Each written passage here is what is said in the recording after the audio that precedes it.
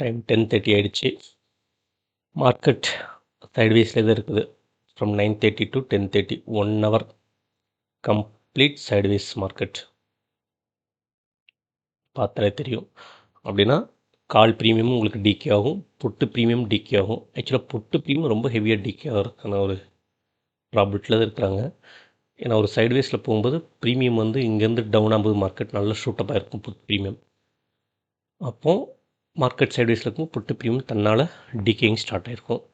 So இப்போ இங்கே புட்டு எடுத்த எல்லாத்துக்கும் ப்ரீமியம் டிகேயில் தான் உட்காண்ட்ருப்பாங்க. சிலருக்கு ஸ்டாப் லாஸ் ஹிட் ஆகும். ஸோ இந்த சைட்வேஸ் ஜோனில் ட்ரேட் என்ட்ரி அவாய்ட் பண்ணுறது நல்லது. இப்போ பார்த்தீங்கன்னா இந்த 24,800 ஓஏ டேட்டா ஸ்லைட்டாக பியில் இம்ப்ரூவ் ஆயிருக்கு.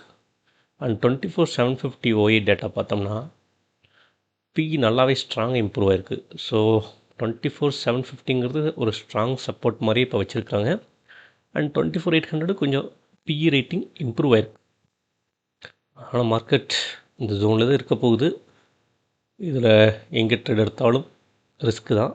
அண்டு சேஞ்ச் நோய் பார்த்திங்கன்னா 24,800 ஸ்ட்ராங்காக இருக்குது. ஸோ அது ரெசிஸ்டன்ஸாக இருக்குது. ஸோ எவ்ரி டைம் இந்த 24,800 டச் பண்ணும்போது மார்க்கெட் வந்து டே ஒரு ரிவர்சல் மாதிரி திரும்பறதுக்கு பார்க்குது.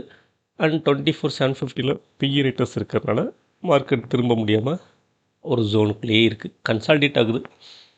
ஸோ இது எப்படி இனி ஆஃப்டர்நூனுக்கு அப்புறம் போகும்னு தெரியல. மேபி 12 o'clock அப்புறம் மார்க்கெட் மூவ்மெண்ட் டைரெக்ஷன்ஸ் அதாவது வரலாம்.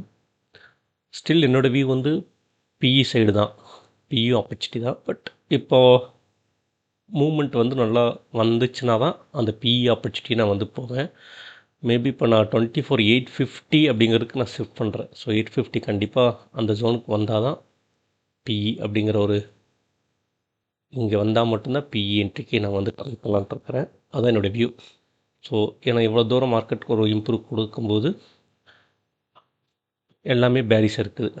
Option data, futures data, volume data and டெல்டாவும் ரொம்ப ஸ்ட்ராங்காக பேரில் இருக்குது.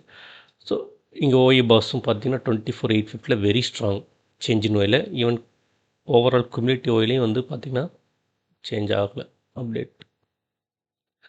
அதுலேயும் 24,850 ரொம்ப ஸ்ட்ராங்காக இருக்குது, பார்க்கலாம். பட்டு இது ஸ்லோவாக இம்ப்ரூவ் ஆச்சுன்னா வேஸ்ட்டுங்க.